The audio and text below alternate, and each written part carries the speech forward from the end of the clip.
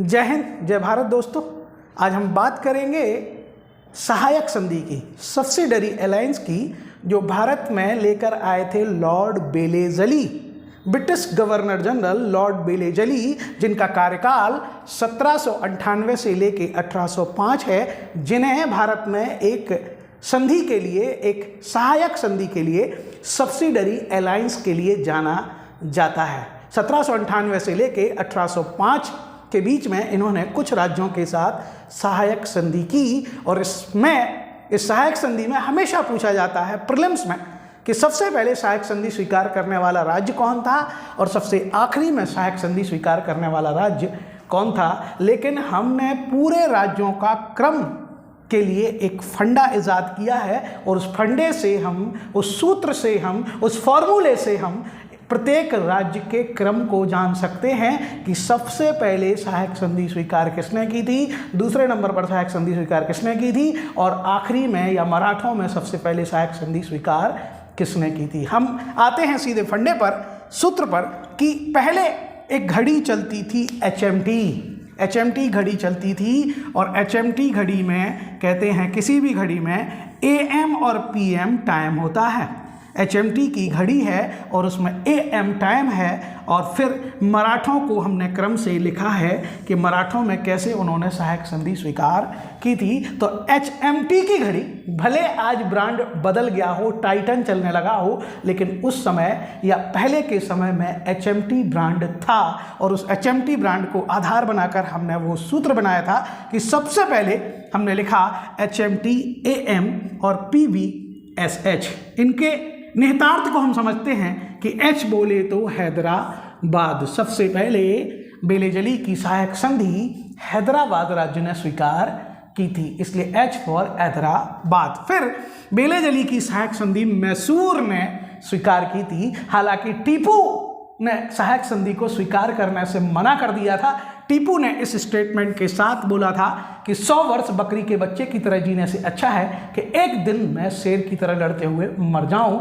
लेकिन 1799 में जब टीपू मरे तो उसके बाद मैसूर ने सहायक संधि स्वीकार कर ली। तो पहला सहायक संधि स्वीकार करने वाला राज्य हैदराबाद था, और उनके बाद सहायक संधि स्वीकार करने वाला राज्य मैसूर था। तीसरा राज्य तंजौर था, टी फॉर तंजौर, जिस तंजौर ने सहायक संधि को तीसरे क्रम में स्वीकार किया था। उसके बाद अवध राज्य था, जिसने चौथे क्रम पर, कहते हैं एएम। अगर हम अब एएम पे आते हैं तो ए फॉर अवध और एम फॉर मराठे।